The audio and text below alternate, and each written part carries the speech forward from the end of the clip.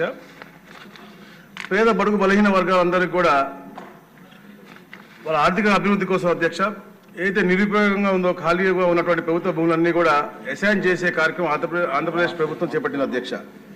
2019 నాటికి అధ్యక్ష దాదాపుగా 36,36,748 ఎకరాలు ఈ ప్రభుత్వాలు పంపిణీ చేసే అధ్యక్ష. అయితే అధ్యక్ష గత ప్రభుత్వం అధ్యక్ష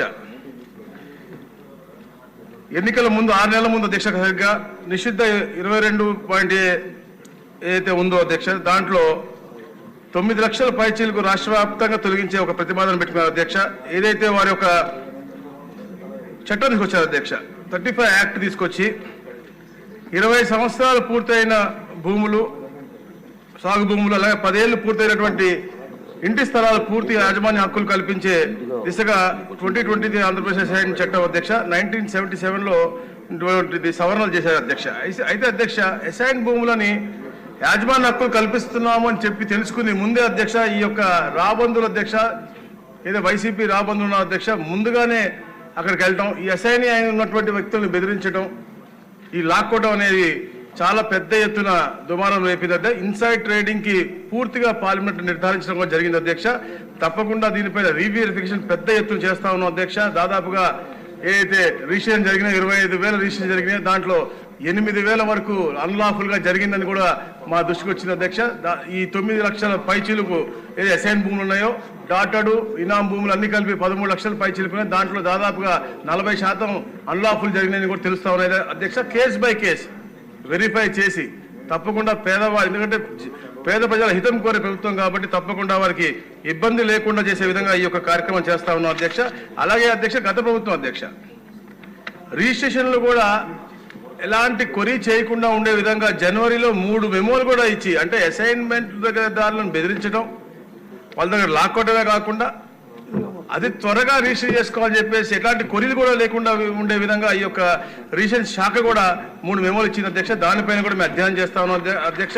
ఏదైతే నంద్యాల పుట్టపర్తి రాయచోటిలో దాదాపుగా మ్యాక్సిమంగా ఉన్నాయి దాని మీద కానీ విశాఖలో జరిగినటువంటి అవకతవకలపై కూడా ప్రత్యేక శ్రద్ధ పెట్టి తప్పకుండా ఏదైతే ల్యాండ్ ఏదైతే తప్పుదోవలు తీసుకున్నారో ఈ గద్దరు తప్పకుండా శిక్షిస్తాం అధ్యక్ష. అందుకనే అధ్యక్ష మన ఈ పవిత్రమైన అసెంబ్లీకి కూడా ల్యాండ్ గ్రాబింగ్ యాక్ట్ మనం కన్సిడర్ చేయబోతా ఉన్నాం అధ్యక్ష రేపు ఎల్లుండో కఠినంగా. ఎందుకంటే ఈ ప్రభుత్వం ఏర్పడి 150 రోజుల అధ్యక్ష 70,000 పైచీలకు మన గ్రీవెన్స్ వచ్చినాయి కేవలం రెవెన్యూ మీద అధ్యక్ష.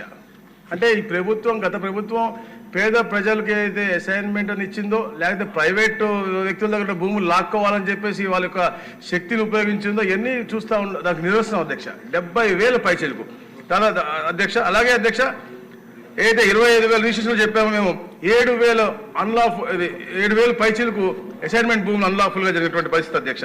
అదే అధ్యక్ష అలాగే మన సభ్యులు బలరామకృష్ణ అడిగినట్టు అధ్యక్ష రీసర్వే అధ్యక్ష గౌరవ ముఖ్యమంత్రి గారు ఎవరికి కూడా ఇబ్బంది జరగకూడదని చెప్పేసి ఒక విధంగా రీసర్వేని ఏదైతే 6,500 గ్రామాల్లో పూర్తయిందో దాని మళ్ళా గ్రామ సభలు పెట్టి వాళ్ళ దగ్గర అందరి దగ్గర అర్జీలు తీసుకుని సత్వరంగా పరిష్కరించే మార్గం కూడా తెచ్చారు అధ్యక్ష.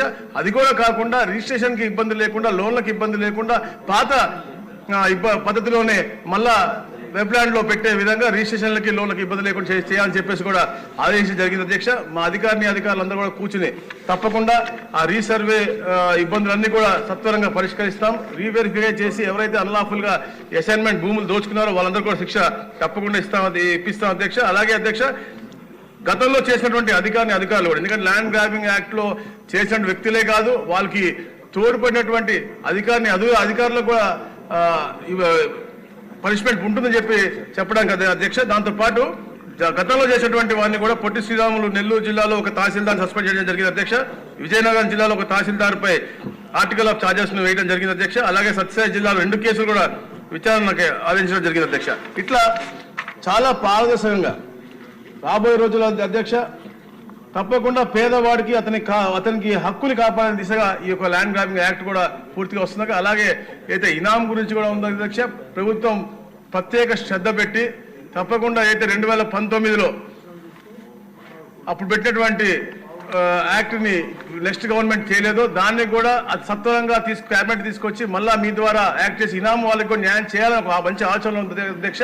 తప్పకుండా అది కూడా సత్వరంగా పూర్తి చేస్తాం అధ్యక్ష. Thank you.